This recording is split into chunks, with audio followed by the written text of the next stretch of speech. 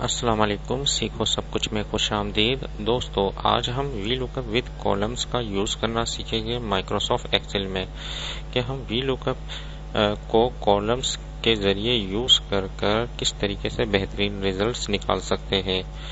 आइए देखते हैं। अच्छा, वी लुकअप विद कॉलम्स को यूज़ करने से पहले हम समझ लेते हैं कि कॉलम्स क्या है।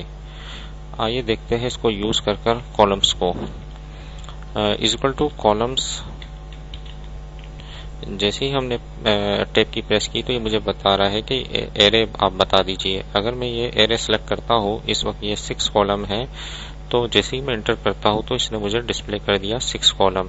जितने भी कॉलम उस एरे में आएंगे वो मुझे ये कॉलम्स क्या करेगा कि उसको डिस्प्ले कर देगा कि कितनी तादाद है कॉलम्स की उस एरे में। इस वक्त 6 कॉलम है तो 6 कॉलम डिस्प्ले हो गए।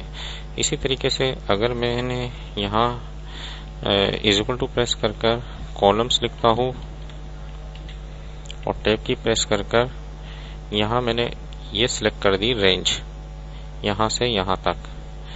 तो इस वक्त ये 5 कॉलम्स है तो ये मुझे डिस्प्ले कर देगा 5 कॉलम्स। तो जैसे ही मैं इसको इंटर करता हूँ तो इसने मुझे 5 कॉलम्स डिस्प्ले कर दिए। तो मैंने 5 कॉलम्स की रेंज सेलेक्ट की थी तो इसने 5 कॉलम सेलेक्ट कर दिया, बता दिया। लेकिन मुझे ने इसको बताया कि ये जैसे मैंने कहा कि इसको B15 से B15 मैंने सेलेक्ट कर दिया और इसके बाद मैंने कॉलन प्रेस कर दिया। जैसे ही मैंने कॉलन प्रेस किया तो मैंने इसको एग्जैक्ट रेंज, आइए इसको पहले देख लेते हैं कि जैसे ही मैंने इसको सिलेक्ट किया, सिलेक्ट कर कर कॉलन प्रेस करता हूँ तो ऑटोमेटिकली B15 आ जाएगा। तो यहाँ इसको सबसे पहले वाला B15 है, इसको आप फ्रीज करवा दे F4 प्रेस कर कर, क्योंकि जब मैं ये ड्रैग करूँगा तो ये सेम रहेगा और यहाँ जो है बढ़ता रहेगा एक एक कर कर। तो मैंने ये वाला कॉलम सेलेक्ट किया और इसको फ्रीज करवा दिया कि ये कॉलम रहे। तो इस B15 से B15 यानी कि एक कॉलम डिस्प्ले होगा। तो ब्रैकेट मैंने क्लोज कर दिया और +1 करवा दिया, क्योंकि ये कॉलम सेलेक्ट नहीं है। तो +1 करवा दिया तो ये मुझे शो करेगा 2 कॉलम नंबर। तो मैंने प्लस करवा कर 1 लिख दिया। तो यहाँ ये कॉलम शो करेगा कि 1 और फिर ये प्लस कर देगा 1 तो 2 आ जाएगा। जैसे ही मैंने एंटर किया ये कॉलम नंबर 2 मुझे बता दिया। जैसे ही मैं इसको ड्रैग कर लेकर जाऊंगा तो ये 3 कॉलम आ गया। कैसे आया इसका फार्मूला देख लीजिए कि इसने क्या किया, B15 ही रहने दिया, फिक्स है, और C15 से 2 कॉलम आए और +1 कर दिया तो 3 कॉलम इसने डिस्प्ले कर दिया। तो इसको हम वी लुकअप में यूज कर कर बेहतरीन रिजल्ट्स निकाल सकते हैं। इसको मैं डिलीट कर देता हूँ और सबसे पहले इस वक्त हमारे पास एक मार्कशीट है जिसमें स्टूडेंट्स और उनके सब्जेक्ट्स दिए हुए हैं और उनके मार्क्स दिए हुए हैं।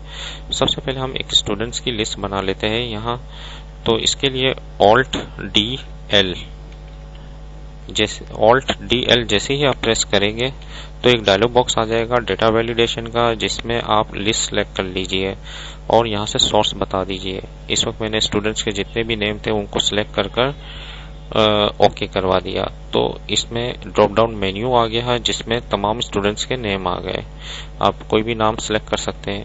अब यहाँ मुझे वी लुकअप का फंक्शन यूज करना है कि जैसे ही मैं वी लुकअप का फंक्शन यानी कि यहाँ यूज करना है कि जैसे ही स्टूडेंट का नाम सेलेक्ट करे तो उसके जो उर्दू में मार्क्स है, इंग्लिश में मार्क्स है, मैथ में मार्क्स है, केमिस्ट्री में और फिजिक्स में वो डिस्प्ले हो जाए।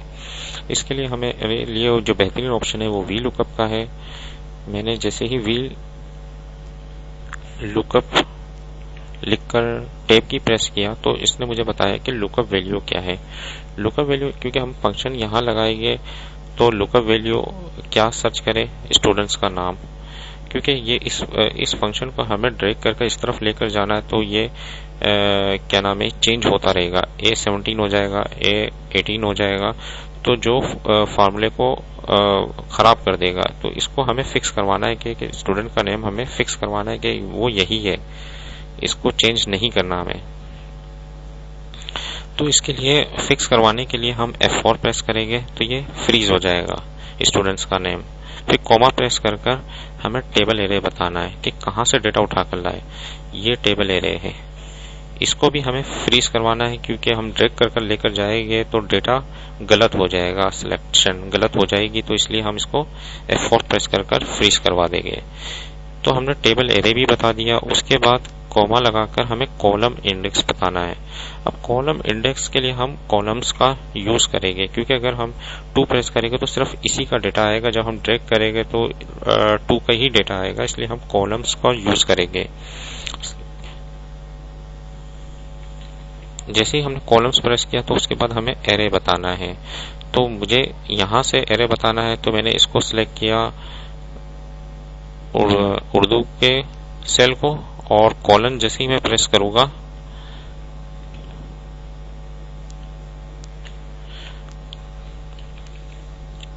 उर्दू को सिलेक्ट कर कर जैसे ही मैं कॉलन प्रेस करूंगा तो B15 कॉलन B15 आ जाएगा। तो मुझे फर्स्ट वाले को क्या करना होगा, फ्रीज करवाना होगा, जिस तरीके से हमने पहले किया था। F4 प्रेस करके इसको फ्रीज करवाया और इसको फ्रीज नहीं करवाया क्योंकि ये चेंज होता रहेगा।